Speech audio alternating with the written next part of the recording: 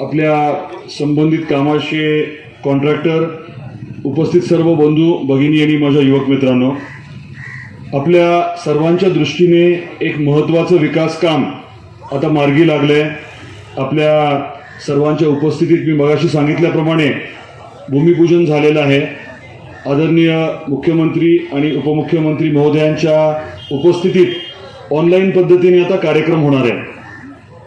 आपण जाणता की गेल्या 2-2.5 वर्षामध्ये महायुती सरकारच्या माध्यमातून आपल्या जिल्ह्याला, आपल्या भागाला भरीव असा निधी दिलाय. मोठी कामं जी अनेक वर्षांपासून रेंगाळली होती, असे सगळे कामं जे आहेत, अडकून पडलेले कामं, तांत्रिक कारणामुळे मागे पडलेली कामं, यातली बरीचशी कामं आपण या 2-2.5 वर्षामध्ये सुरू करू शकलो. बऱ्याच अडचणींवरती आपण मात करू शकलो. आपल्याला ही देखील माहिती आहे की आपल्या भागासाठी सगळ्यात महत्त्वाचं म्हणजे पाणी आहे. डॉक्टर पद्मसिंह पाटील साहेबांनी केलेलं काम हे आपण सर्व जाणता. एक आपला तेरणा कारखाना होता. जेव्हा उस्मानाबाद आणि लातूर एकत्रित जिल्हा होता, त्या कालावधीमध्ये आपल्याला आठवत असेल, ज्येष्ठांना आठवत असेल की ऊस कमी पडायचा म्हणून कर्नाटकातनं ऊस आणावं लागायचा. आणि डॉक्टर साहेबांनी केलेल्या कामामुळे पाऊस पडला की पाणी अडवलं जातं आणि पाणी उपलब्ध झाल्यामुळे काळ्या आईची सेवा करून शेतकरी प्रचंड प्रमाणामध्ये उत्पन्न मिळवू शकतो. ऊसाचं क्षेत्र प्रचंड वाढलंय आणि 30पेक्षा जास्त आता साखर कारखाने आणि गुळ पावडरचे युनिट आपल्या जिल्ह्यामध्ये झाले. यावर्षी सुद्धा 1-2 युनिट नवीन सुरू होत आहेत. त्यामुळे मोठा बदल आपल्या जीवन म्हणजे पूर्ण पातळीमध्ये प्रचंड फरक पडलेला आपल्याला जाणवतोय. अर्थकारणामध्ये प्रचंड फरक पडलेला आहे आणि शेतकऱ्याला मात्र दुष्काळी परिस्थितीत अडचण येते. 5 वर्षातली 2 वर्ष अडचणीची असतात आणि त्याची देखील सोय डॉक्टर साहेबांनी करून ठेवली होती. 2001 साली कॅबिनेट मीटिंगमध्ये त्यांनी एक ठराव मंजूर करून घेतला होता. पश्चिम महाराष्ट्रातलं म्हणजे पुणे, सोलापूर, सांगली, कोल्हापूरकडचं पाणी जे आहे ते आपल्या भागात आणण्याचा, आणि ती सोय करून दिल्यामुळे स्वाभाविकच आहे की आपल्याला दुष्काळी परिस्थितीवरती मात करता येणार आहे. प्रत्यक्षात त्याचं काम महायुती सरकार आल्यानंतर देवेंद्रजी फडणवीस साहेबांनी पुढाकार घेतल्यामुळे मार्गी लागले. 11,700 कोटी रुपये या कामासाठी उपलब्ध आहेत आणि पहिल्या टप्प्यात डिसेंबरपर्यंत हे पाणी रामदऱ्यामध्ये येणार आहे. म्हणजे पश्चिम महाराष्ट्रातलं पाणी मराठवाड्यात आपल्या तुळजापूरमध्ये रामदऱ्याला येणार आहे. पुढचे टप्पे झाले की 8ही तालुक्यामध्ये कृष्णा खोऱ्याचं आपल्या हक्काचं पाणी 8ही आपल्या तालुक्यांमध्ये येणार आहे.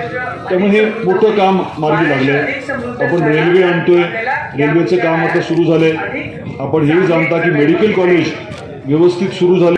रस्ता कॉन्क्रिटीकरण करण्याची प्रक्रिया आज भूमिपूजनाच्या माध्यमातून सुरू झालेली आहे. महायुती सरकारचे मी मनापासून आभार व्यक्त करतो, कारण हा रस्ता खूप महत्त्वाचा आहे. खराब झालेला होता आणि आता तेर आणि तुळजापूर जोडल्यामुळे इथल्या अर्थकारणाला मोठी चालना मिळणार आहे. या भागातले जे नागरिक आहेत, खास करून जे शेतकरी आहेत, त्यांना देखील या रस्त्याचा मोठा फायदा होणार आहे. आणि मोठ्या संख्येने जे तुळजापूरला भाविक येतात ते उद्या तेरला देखील येतील, काकांच्या दर्शनाला येतील, इथले जे प्राचीन वास्तू आहेत त्या बघायला येतील आणि पुरातन तगरचा जो इतिहास आहे, प्राचीन तगरचा इतिहास समजून घेण्यासाठी देशातले परदेशातले लोक यावे, ही देखील आपली अपेक्षा जी आहे ती पूर्ण होण्यासाठी मदत होणार आहे. महायुती सरकारने एवढी मोठी रक्कम 42 किलोमीटरसाठी कॉन्क्रीटच्या रस्त्यासाठी उपलब्ध करून दिली, त्याबद्दल मी मनापासून आभार व्यक्त करतो. आपला बोरफळकडचा जो रस्ता आहे, धाराशिव बोरफळ, 48 किलोमीटरच्या रस्त्याचं काम देखील सुरू होतं आहे. त्याचंही कॉन्क्रीटचं काम आहे. हे जवळजवळ 90 किलोमीटर महत्त्वाचे रस्ते आता आपल्या महायुती सरकारच्या माध्यमातून कॉन्क्रीटचे होणार आहेत. त्याबद्दल मी आभार व्यक्त करतो. महायुतीचे काम उद्घाटन करतात, त्यावर विरोधक टीका करतात. विरोधकांचं कामच असतं टीका करण्याचं. त्यांनी जर काही काम केलं असेल तर त्यांनी सांगावं. आम्ही प्रामाणिकपणे, ताकदीने, नियोजनबद्ध, अशक्यप्राय वाटणारी मोठी मोठी कामं मार्गी लावतोय. आणि स्वाभाविकच आहे की ते त्यांच्या पद्धतीने बोलणार, पण जनतेने हे समजून घ्यावं की गेल्या 2-2.5 वर्षामध्ये महायुती सरकारच्या माध्यमातून आपल्या जिल्ह्यात आपण प्रचंड महत्त्वाची मोठी कामं मार्गी लावली आहे. ठाकरे सरकार 2-2.5 वर्ष होतं, कुठल्याही मोठ्या प्रकल्पाला त्यांनी मदत केली नाही, उलट अडथळे निर्माण केले. पण आपण सर्वच प्रकल्प महत्त्वाचे जे आहेत, मग कृष्णा खोरे आपला कृष्णा मराठवाडा सिंचन प्रकल्प असेल, आपला रेल्वेचा प्रकल्प असेल, कौडगावची MIDC असेल, मेडिकल कॉलेजचं ॲडमिशन करून हॉस्पिटलचं आणि मेडिकल कॉलेजचं काम हाती घेण्याचा विषय असेल, किंवा मग लोअर तेरणा मागणी धरणातनं लिफ्ट इरिगेशन स्कीमचा विषय असेल, हे सगळे मोठे विषय आपण अडचणी दूर करून मार्गी लावलेले आहेत. त्यामुळे विरोधकांना काय बोलायचं बोलू दे, जनतेला सगळं माहिती आहे आणि होणारं काम ही जनता बघतीये.